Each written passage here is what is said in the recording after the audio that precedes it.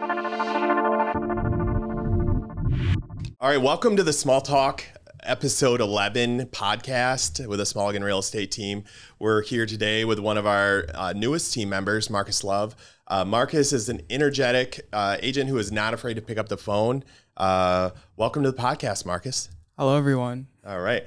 So we are actually going to start off by reading a review that was left for you, and you can just respond to it or, acknowledge it. But we like to share one of those so our listeners can kind of get a better idea of what type of person or agent you are. Yeah. So Marcus Love helped, I'll just start over. So Marcus Love helped answer some questions about the Grand Rapids market. He seemed very knowledgeable about the area and what it has to offer. We are considering buying within the next few months, and Marcus has been very patient with us and very good at communicating effectively between us. When we are ready to buy, I will be going with him. How do you respond to that?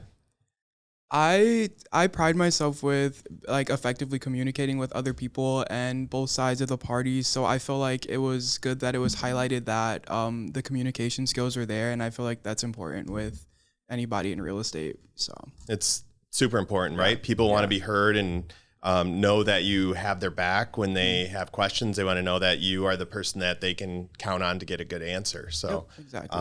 It's a great review. So appreciate you for getting that, and appreciate you for earning that review, honestly. Yeah. So how'd you get into real estate?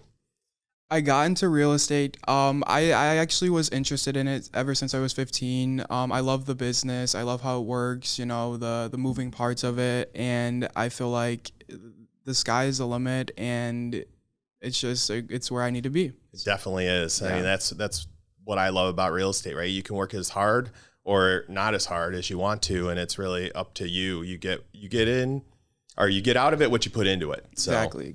Super, super cool. So why do you decide to join a team versus joining an independent brokerage or becoming an independent agent?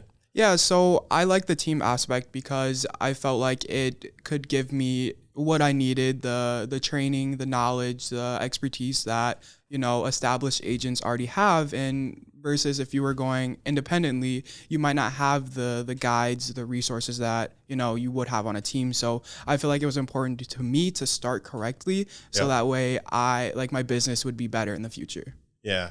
So it's been a little while since I obtained my real estate license, but tell me about the process. So first there's a class, right? How long was that class? The class was 40 hours. Okay. And what after that?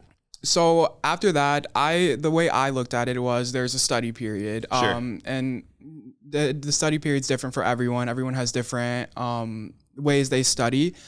I'm obviously on the younger side, so my people are a bit younger and do activities that younger people do. And so it took a lot for me to say, hey, I'm staying in the house, I'm studying for my real estate exam, and I'm getting what I have to get done. So it was just getting my priorities straight and sitting down, studying, and passing and taking the exam. Yeah, so you took the exam. How many times did it take you to pass? I passed it on my second time. Second, that's awesome. I mean, personally, it took me 3 times. So two is awesome. I've heard of people taking a lot longer than that. And I think that's really good that you stuck with it and did it again. How long between taking the test? So I took it, what was it? Like a weekend, like 3 or 4 days later. I actually failed by 2 points the first time. So, I mean, it is what it is. I'm here now. But yeah, it was within a couple of days of each other, like a weekend. So there is a big failure rate in this business, right? So some agents are super successful and do really well, and some fail out right away. What do you think the difference is? The difference, I do believe, is drive. You have to be willing and able to drive for the results that you want out of it. And I feel like I see where people can fail at, and I see where people can drop out and not want to continue, because it can be hard and difficult, especially like coming in from a different environment, different work job. So I see that there is potential for people to fail at it, but like if you want to put in the amount of work that you need to get out of it, then you will prevail and get the results that you need. So yeah, it's just to have somebody holding you accountable every day. That's not what you get in real estate. Yeah. You get, you got to hold yourself accountable and put forth your own effort to get the results that you want. That's, I think, what some people have a hard time with. Yeah. So speaking of putting in the work, what are you doing to prepare for winter? I'm working on building my pipeline, just nurturing my current clients and working with people. And, it is a bit of a slower season, but there's always room for real estate. So, yeah. What do you think makes a great real estate agent? I think a great real estate agent is ultimately good communication, because it goes both ways. There's lots of parties involved, lenders, inspectors, other agents. So it's just being able to talk to people is definitely a good thing to have. And if you can't really communicate and talk to other people, then, it's super important. Yeah, right? It's super important. So what brought you to Grand Rapids? Have you always lived in Grand Rapids?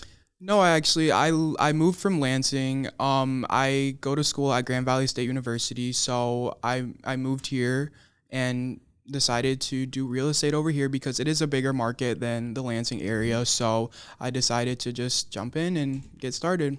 Sure. And how long have you been in Grand Rapids now? I've been in Grand Rapids. This is my second year being up here. Second year. Okay. Have you got a chance to explore some of the different neighborhoods? Like, what's your favorite part of Grand Rapids? My favorite part of Grand Rapids is the Byron Center area. It's just, I personally feel like there's more land and just pretty. It's a pretty environment down there. So, like the Byron Center area. Yeah. It's a suburb of Grand Rapids. Mm-hmm. Totally get that. What things do you like to do in the Grand Rapids area? Compared to Lansing, there's so much more to do. There's so many more activities. I literally am always down and wanting to do, more things. I mean, compared to like a smaller town, there's so much more that, I've done, and people, and just a more positive environment. So, yeah, it's what activities have you been to ArtPrize? Have you checked out any of that stuff? Yep, I actually did go to ArtPrize one day, me and my friends. We did go there. I've been to the museum, Graham, great place, love it. Few other like little pop-up shops and coffee and restaurants and different stuff that, you can do in a group setting. Yeah, so you went to 2 years at Grand Valley. Are you done? No, I'm not done. I'm currently going for my bachelor's. So. Okay. What do you like about Grand Valley? Grand Valley is, I call it Big Little, because Grand Valley is a big camp. It has a big campus, 2 campuses. But you wouldn't get the same experience like going to a bigger Big Ten school like Michigan State. Michigan, yeah, like bigger schools like that. The classroom sizes are way different, and I feel like it's more of an individual level, and I think that's really important to have that one-on-one connection with the professors and all the other people that help. So Grand Valley is still a pretty big school. Do you know how many people are actually enrolled there?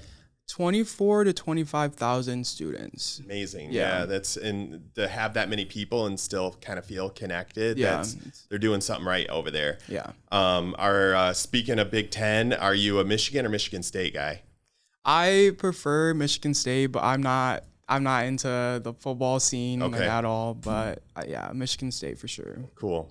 Well, I get with living in in Lansing, you're probably going to be connected to them, but we get it. Everybody makes bad choices, and it's for you. It's which team you're rooting for this weekend. Yeah. Are you a Michigan fan? I am. Oh, yeah. Wow. I by marriage. My wife's family all went to Michigan, and when I got married, that was something they were into. And at first, I was like, "Oh, you're going to a football game? Have fun. I'm gonna stay home and play video games or do whatever, you know." And now I'm super excited to go to that kind of thing. Yeah. And going to a big stadium with all those people there.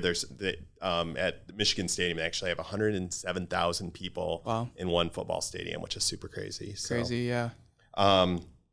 So do you live on campus at Grand Valley, or where do you live? No, I don't live on campus. I live in an apartment complex near campus. Okay. Yep. What you said you like to hang out with your friends. Like, what do you like to do in your free time? I have A lot of plants. I love plants and I love reading and spending time outside. I feel like every season there's time to be outside no matter what. So yeah. So plants, Yeah. like what type of plants are you into? Succulents, big plants, small plants, any, like, my room is full of them. So How'd you get into that? I don't know. I just have a passion for nature and like the little things that, the world offers us that a lot of people don't like or, Yeah. so. I try to do a garden every year, and this year it really didn't work out for me.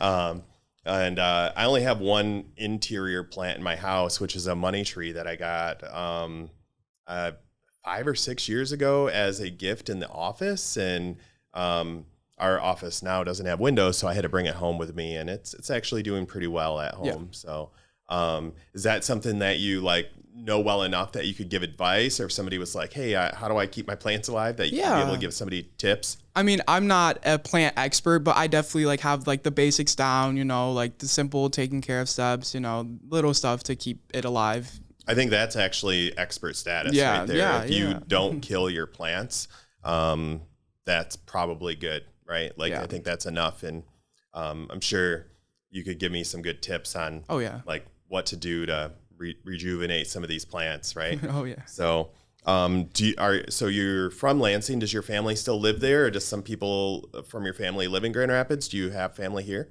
So I don't have any immediate spirit in Grand Rapids, so I kind of like just went off and did my own little thing. But most of my family spread out throughout the state. But I'm like my parents and stuff are from Lansing, so Sure, and they still live there. Yeah. Have you traveled outside of Michigan at all? Yeah, I've mostly been on the east side of the United States. I haven't really been on the western side, the West Coast, but eventually I do want to get out there and travel.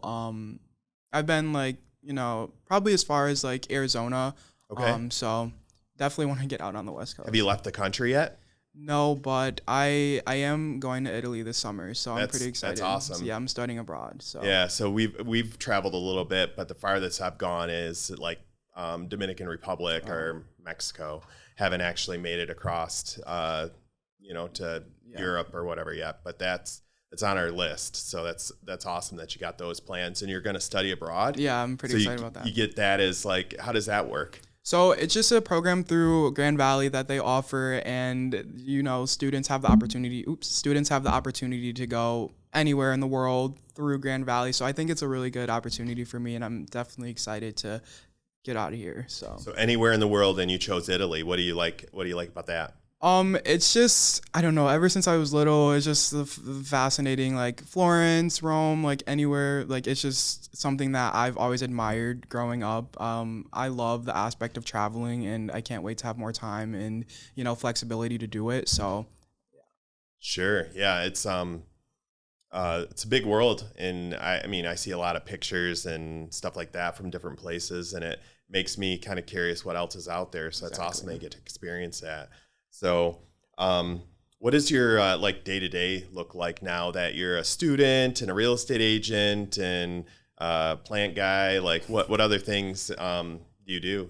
So my schedule, a lot of like my friends and stuff would ask me, Marcus, how do you have time for real estate and school? Like, I'm thinking about doing it. I think that having accountability for yourself is definitely important.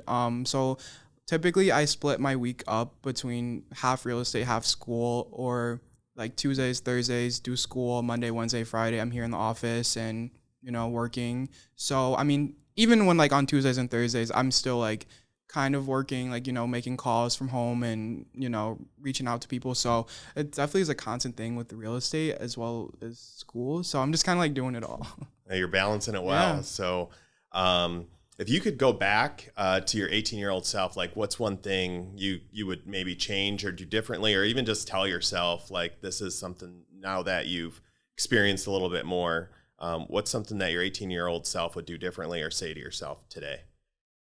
I would say trust the process. Going into it, it was just like nerve-wracking, like not knowing if I was going to make it or do well, but I think that trusting the process a lot more and just allowing yourself to just calm down a little bit about it is just that knowing that it'll all work out eventually. So That's It's good advice.